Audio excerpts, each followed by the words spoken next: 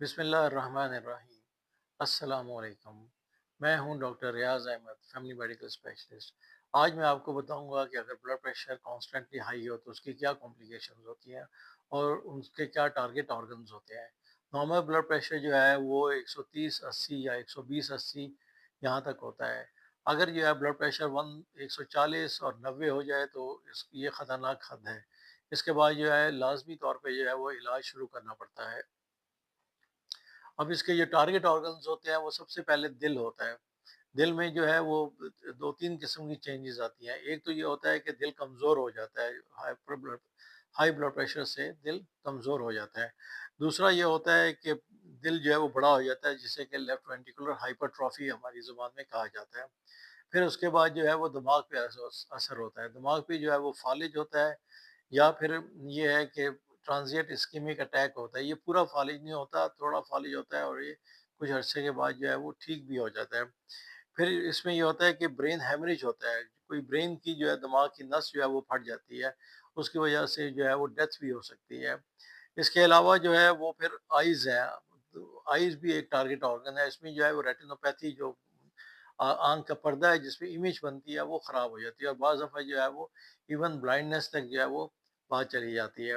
اس کے بعد جو ہے وہ کڈنیز پہ، گردوں پہ اس کا اثر ہوتا ہے۔ گردوں پہ جو اثر ہوتا ہے اس کی وجہ سے جو ہے وہ کرونک کڈنی ڈیزیز ڈیولپ ہو سکتی ہے، گردے فیل ہو سکتے ہیں، اور گردوں میں جو ہے بعض دفعہ جو ہے وہ پیشاب میں جو ہے وہ پروٹینز آنی شروع ہو جاتی ہیں، اور گردے جو ہے وہ کرونک کڈنی ڈیزیز کی طرف وہ چلے جاتے ہیں، اور کڈنی فیلئر ہو جاتا ہے۔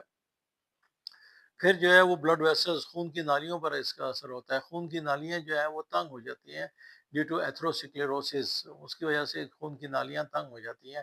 یا پھر یہ ہوتا ہے کہ پیریفرل آرٹیریل ڈیزیز ہو جاتی ہے۔ پیریفرل آرٹیریل ڈیزیز میں یہ ہوتا ہے کہ جو ٹانگ کی وہ